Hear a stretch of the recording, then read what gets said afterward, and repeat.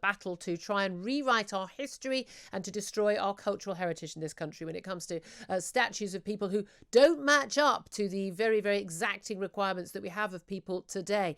But yesterday it was announced that the Oxford College, Oriel College, yesterday, that they, despite a decision by an independent commission to back the removal of the statue after various people complained that it was, to all intents and purposes, celebrating colonialism, the statue of Cecil Rhodes is going to remain at the Oxford College because John's decided it would take too long and cost too much to take it down. Well, let's talk about this with Conservative commentator Calvin Robinson. Good morning to you, Calvin.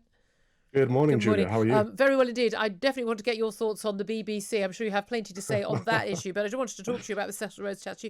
This was sort of almost where it all started, wasn't it? This was started by campaigners in South Africa and those who'd come over on scholarships, Rhodes scholarships, to be educated at Oxford University, who then said, "Oh, we don't want to see a statue of the person who actually set up the bursary under which we're actually here."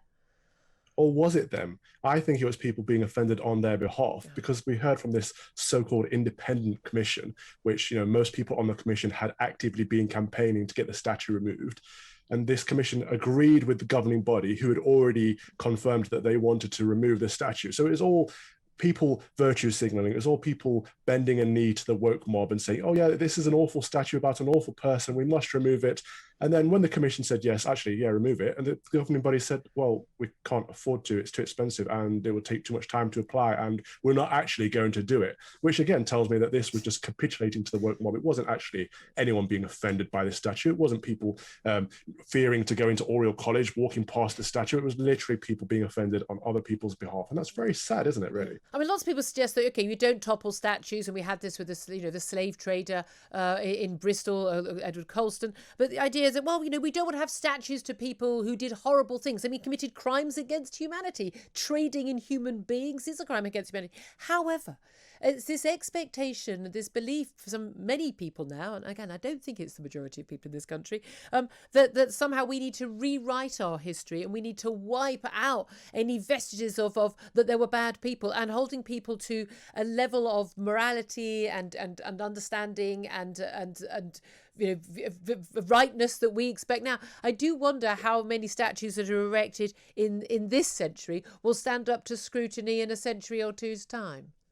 Exactly that. So this whole process, it wasn't democratic. So most of the people that wrote to the commission wrote in favor of keeping the statue up. So it wasn't about the people. Okay. And if it was about him being a bad person, we're all bad people, essentially. Nobody's perfect.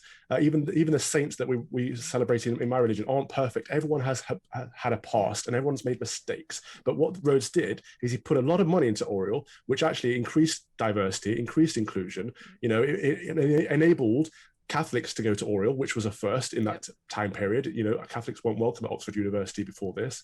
If Oriel really wanted to make a difference and say, actually, no, this guy was bad, he was evil, they should give back the money or donate the money that he donated to a good cause, to a relevant charity. If tearing down the statue is too difficult, give the money back. That's an easier solution. Yes, there is. But, you're right. This is bigger than Rhodes. This is about our historic monuments. This is about our cultural heritage being under threat. Yeah, and also history... being able to, you can only see how much better the world is now in terms of race relations, sexism, racism, homophobia, all of that. You can only see how much things have improved by looking back at the past and seeing it was different. But you can't expect everybody 100 years ago, 200 years ago, whenever, to have had the same values that we have now, because we don't even have the same values now, it would appear, to 5 years ago, let alone 50 or 100 years ago. Let's talk about values of honesty, though. Let's talk about the value of whether or not we had the same values in 1995 or 1996 as we have now. This extraordinary report by Lord Dyson, a former Master of the Rolls, 127 pages of the most damning indictment of the BBC then, and indeed, to an extent, although it ends, the actual investigation ends quite some years ago, I would say now as well. Not only did he find that Martin Bashir, the reporter on Panorama, lied and used fraud and deceit to get that interview with Princess Diana, which really changed the route of the monarchy in the last few decades. And her son's claiming effectively led to her death 2 years later, but the fact she wouldn't have been in Paris in those circumstances. But this has also raised big questions about the cover-up by senior people at the BBC again and again, when people raise concerns about this, basically batting them away, basically losing them their jobs, and then promoting those people who were involved in the deceit. What do you make of all of that? I mean, it shows that the BBC clearly lied. They faked documents. They manipulated the royal family. Any other time period, that would have been treason. Martin Bashir in particular, but the whole of the BBC, because they covered it up. That's the worst part.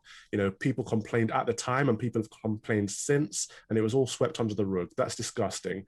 I think Prince William handled it very, very well in his statement last night with class and integrity. I think his little brother could learn a lesson or two from him. But the BBC are shamed, and they deserve to be defunded, in my opinion. Calvin Robertson, Conservative commentator, thank you very much indeed for your comments. 8:44 is the time.